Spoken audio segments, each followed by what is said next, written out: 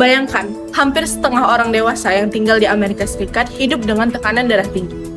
Dan sebagian besar dari mereka hidup dengan tekanan darah tinggi atau hipertensi yang tidak terkontrol.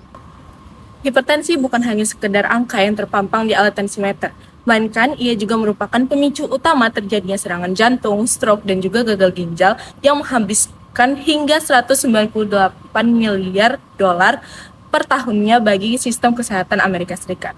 Tapi yang mengkhawatirkan bukan hanya angkanya atau jumlahnya, melainkan betapa banyak orang yang tidak mengetahui bahwa mereka merupakan pengidap hipertensi.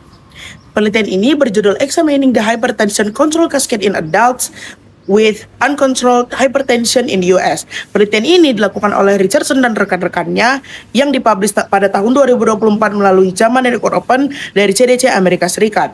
Penelitian ini dilakukan untuk mengetahui pada tahap mana pengendalian hipertensi mengalami hambatan.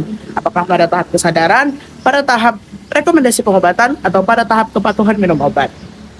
Data diambil dari Survei Nasional NHS yang melibatkan 3.129 orang dewasa di Amerika Serikat yang menderita hipertensi yang tidak terkontrol.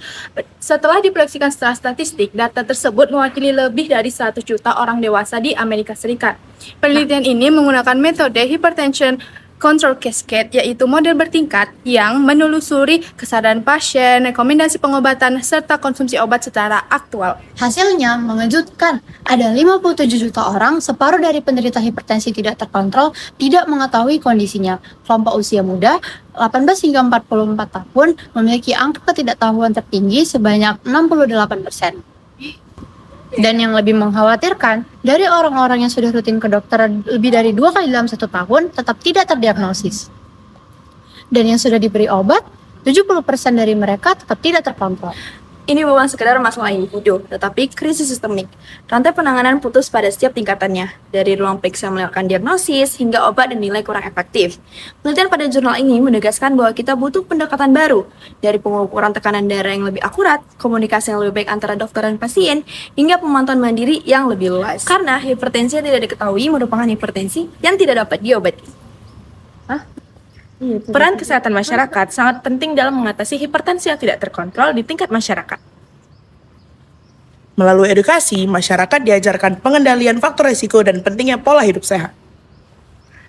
Screening rutin dilakukan di Pospindu atau Puskesmas untuk deteksi dini. Masyarakat juga diberdayakan untuk dapat memantau tekanan darah secara mandiri. Upaya ini didukung oleh kebijakan dan monitoring untuk menurunkan hipertensi yang tidak terkontrol.